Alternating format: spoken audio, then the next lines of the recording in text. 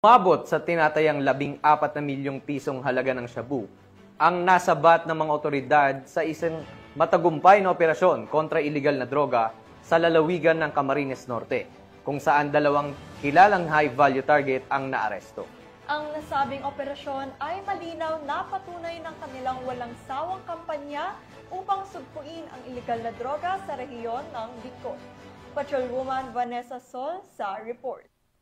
Ng kapulisan ang dalawang tulak ng iligal na droga sa matagumpay na buy-bust operation dakong alas 10 ng gabi nito lamang ika-17 ng Agosto taong kasalukuyan sa Purok 2, Barangay Bagasbas, Daet, Camarines Norte. Kinilala ang mga sospek na sina alias Junior, 38 taong gulang, binata, chef at residente ng Purok 4, Barangay Ginakutan, Vinsons, Camarines Norte, at alias Berto, 41 taong gulang, may asawa, residente ng Purok 1, Barangay San Francisco, Labo, Camarines Norte. Nakumpiska mula sa mga sospek ang iba't ibang ebidensya, kabilang ang isang orange eco bag na may lamang isang medium size na sachet ng hinihinalang shabu, isang black sling bag na may laman ng wallet, ID at isang brown envelope na naglalaman ng isang 500 peso buy-bust money, 19 na pirasong peking 500, mahigit 300 na pirasong peking 1,000 budel money at isang black plastic na nabalutan ng packaging tape na may dalawang malaking sachet ng shabu,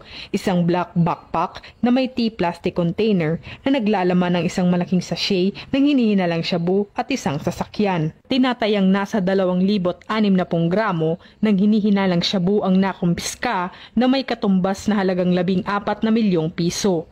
Sa kasalukuyan, nasa kustodiyan sila ng Daet Municipal Police Station para sa kaukulang disposisyon at pagsasampa ng kaukulang kaso sa ilalim ng Republic Act 9165 o Comprehensive Dangerous Drugs Act of 2002. Accordingly, dun sa intelligence natin, these people were from Labo and matagal na rin kasi itong tinitingnan ng mga intelligence operatives natin.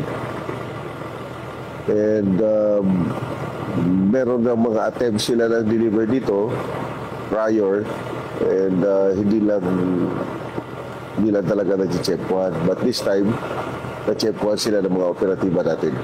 Mula dito sa Legazpi City, Albay, ako ang inyong PNN correspondent, Patrolwoman Vanessa Sol, alagad ng batas, tagataguyod ng Balitang Pulis.